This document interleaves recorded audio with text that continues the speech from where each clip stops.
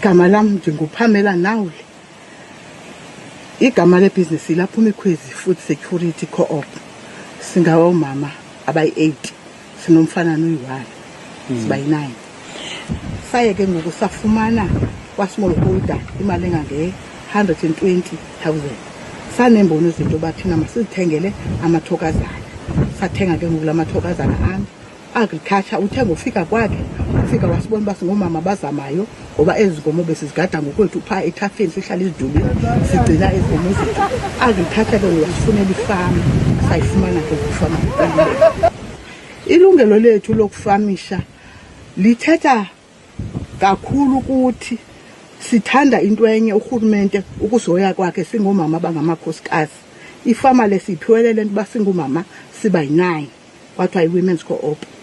Sinceda kakhulu ekondleni intsana zethu, abantwana bethu, abanye siyabafundisa ngale malana sifumana apha efama, sinike nabanye abantu ijob.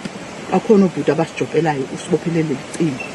Inkululeko le sinayo uba sibe kweli shishini ithetha isapoti sikarhulumente ngoba urhulumente ophetheyo, urhulumente osijongileyo, urhulumente osikhathaleleyo.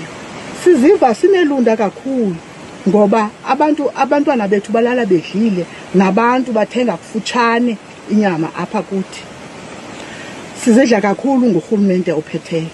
Urhulumente ophetheyo siyazidla ngaye ngoba urhulumente ophetheyo ngurhulumente ohoyayo, ngurhulumente ongafuni abantu balale bengadlanga, ngurhulumente othi inkululeko le masiyenze ngezandla zethu, sizilimele ukuze silale sidlile nabantwana bethu.